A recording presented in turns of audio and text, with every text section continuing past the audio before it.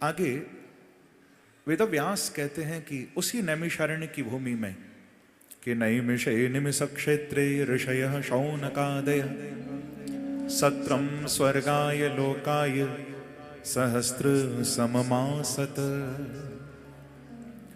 उसी नैमिषारण्य की पवित्र भूमि में सूत और शौनक संवाद, जिसमें सुंदर सुंदर प्रश्नोत्तर हुए, भागवत की उत्पत्ति के संबंध में चर्चा हुई कि महाराज श्रीमद् भागवत ग्रंथ को कस्मिन युगे प्रवृत्तेयम स्थाने वा केन हेतुना, श्रीमद् भागवत जी को व्यास जी ने कब लिखा, कहां लिखा, किसकी प्रेरणा से लिखा और प्रयोजन क्या था, क्यों लिखा भागवत को। ये चार बात पूछी।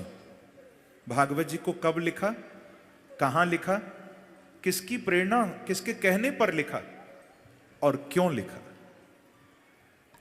तो इसका उत्तर श्री सूत जी ने दिया कि द्वापरे समनुप्राप्ते तृतीय युग पर्याये जातः पराशरादि योगी वासव्यां कलया हरे।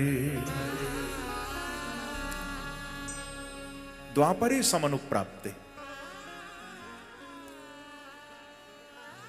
द्वापर का अंत है और कलयुग प्रारंभ होने वाला है। द्वापर के अंत में महाराज पराशर जी के यहां सत्यवती के गर्भ से ये भगवान ने 24 अवतारों में ना 17वां अवतार है, जिसको कहते हैं कृष्ण द्वैपायन वेद व्यास। एक बार जय जयकार करिए, बोलो व्यास भगवान की जय। वेद व्यास भगवान प्रकट, ये भी भगवान के अवतार। इनका वैसे नाम है कृष्ण द्वैपायन। क्या नाम है? कृष्ण द्वैपायन।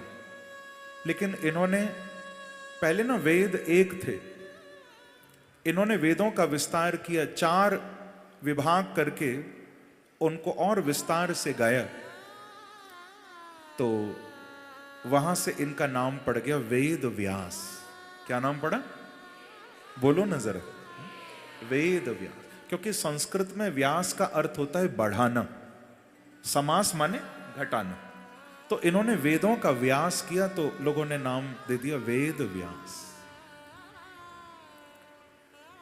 ऋग यजुर साम अथर्व, इन वेदों का सुंदर महाराज लगभग 1 लाख मंत्र, और फिर अपने 4 प्रमुख शिष्य जैमिनी, वैशंपायन, सुमंतु, पैल, इन चारों को एक एक वेद प्रदान किए।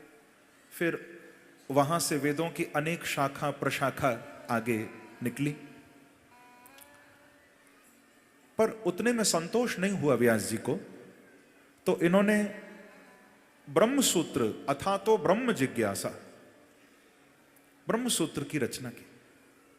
वहां भी संतोष नहीं मिला, तो फिर आगे उपनिषदों का विस्तार हुआ। इतिहास ग्रंथ लिखा जिसको हम लोग कहते हैं महाभारत। क्या कहते हैं? महाभारत हमारा इतिहास का सबसे बड़ा ग्रंथ है।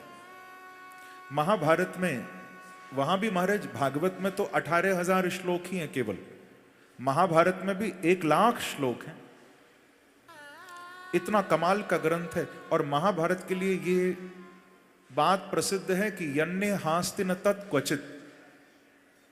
महाभारत में इतनी कथाएं हैं, इतने प्रसंग हैं कि महाराज ये बात विद्वानों में प्रसिद्ध है कि अगर कोई कथा कहीं ना मिलती हो वो महाभारत में जरूर मिलेगी, और जो महाभारत में न मिली वो कहीं नहीं मिलेगी। इतना विशाल ग्रंथ है महाभारत। हम लोग तो आजकल पढ़ते भी नहीं हैं। कुछ लोगों ने तो ऐसी एक भ्रांति भी फैला दी कि भैया घर में महाभारत मत लाओ, नहीं तो घर में महाभारत हो जाएगी। लोग रखते भी नहीं। पर एक बात बताओ, महाभारत तो घर में नहीं लाते, क्या फिर भी महाभारत नहीं होती है? फिर भी तो होती है।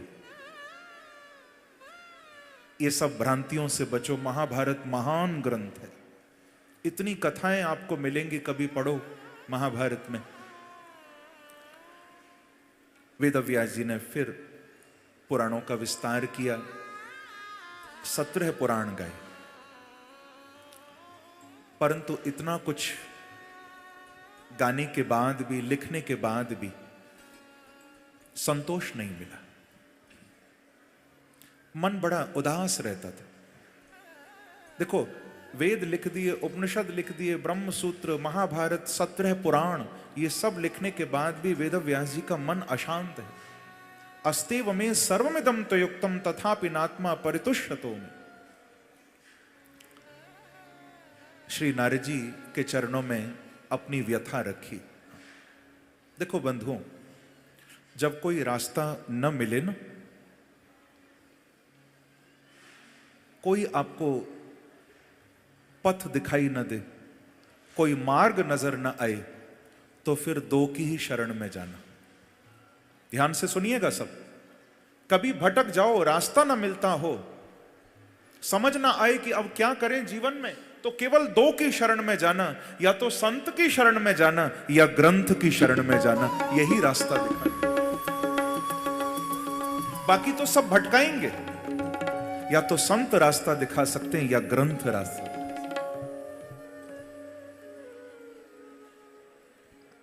हमारे शास्त्र हमको मार्ग बता रहे, और उन शास्त्रों के अनुसार ही हमारे संत हमको राह दिखा रहे।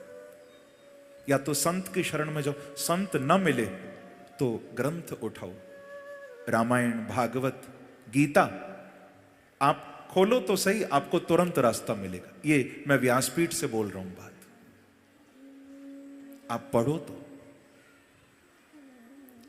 कहीं भटकने की जरूरत नहीं है। हमारे ग्रंथों में सारा ज्ञान, समस्त महाराज बातें। कुछ लोगों को तो मैं देखता हूं, कथा सुनने आते हैं, फिर कभी मुझसे मिलते हैं, उन लोगों के ये भाव होते हैं कि महाराज जी हम तो सोच कर आए थे कथा में मौका मिलेगा तो आपसे ये पूछेंगे, आपसे वो पूछेंगे, पर हमको पूछना ही नहीं पड़ा। आप कथा सुना रहे थे, कथा में ही हमको उत्तर मिल गया जो पूछना था। क्योंकि वो कथा किसी व्यक्ति की नहीं है, वो ग्रंथ है। ग्रंथ उत्तर देता है। और वैसे भी भैया, उत्तर सटीक वहीं प्राप्त हो सकता है जहां प्रश्न भी हृदय की गहराई से उठा हो। आजकल तो ऊट पटांग जवाब मिलते हैं, क्योंकि पूछने वाले भी ऊट पटांग हैं सारे। जैसे पूछने वाले वैसे ही जवाब। जब प्रश्न ही गहराई से नहीं उठते। एक कथा मुझे कभी कभी याद आती है। कोई संत ना, जैसे यहां हमारे सभी महापुरुष पूजनीय संत विराजमान हैं, ऐसे ही सभा लगी हुई थी, और उनमें से एक संत प्रवचन कर रहे थे, बहुत लोग बैठे थे। तो कुछ लोगों ने प्रश्नोत्तर शुरू किए, तो एक पीछे से व्यक्ति खड़ा हुआ, और पीछे से खड़े होकर जोर से एकदम, संत तो प्रवचन कर रहे थे, उनको रोककर पीछे से जोर से चीख कर बोला कि ये सब व्यर्थ की बात मत बताओ, ये बताओ भगवान कैसे मिलेंगे। ऐसे बोला। संत ने जो सुना, बहुत पीछे वो व्यक्ति खड़ा हुआ था, संत ने तुरंत अपना प्रवचन रोका और कहा कि पकड़ो इसको, जाने नहीं देना जिसने पूछा है। ऐसा संत ने कहा, इसको जाने नहीं देना, इसको पकड़ो। और महाराज वो महात्मा एकदम मंच से कूद गया नीचे, बोला इसको जाने नहीं देना। मंच से नीचे कूदा और लोगों के ऊपर चढ़ता लुढ़कता महाराज जैसे तैसे पीछे वो संत पहुंच गया, और लोगों ने बताया कि महाराज जी हम नहीं है, इसने पूछा था। सबने बताया ये है, ये खड़े होकर बोला। संत तुरंत उसका ऐसे कॉलर पकड़ के उसको नीचे लिटाया, उसके ऊपर ही बैठ गए और बोले तूने पूछा था। वो बेचारा कान पकड़ के बोला महाराज बहुत गलती हो गई, आज के बाद पूछूंगा ही नहीं जीवन में। बोले नहीं, सच तो यह है बेटा, तूने पूछा ही नहीं था। संत ने उसको छोड़ा और कहा कि आज के बाद इतने गंभीर प्रश्न इतनी छोटी तरह से, इतने हल्के अंदाज में नहीं पूछना बेटा। अपने मन को टटोल, जिस दिन तेरे अंदर मिलने की तड़प आएगी ना बांके बिहारी, तभी प्रकट हो जाएगा। अगर प्रश्न गहराई से उठा होता तो अब तक तो भगवान मिल गए होते। इतनी गहरी बात इतने हल्के में मत पूछ, अपने मन को टटोल, गहराई में उतर।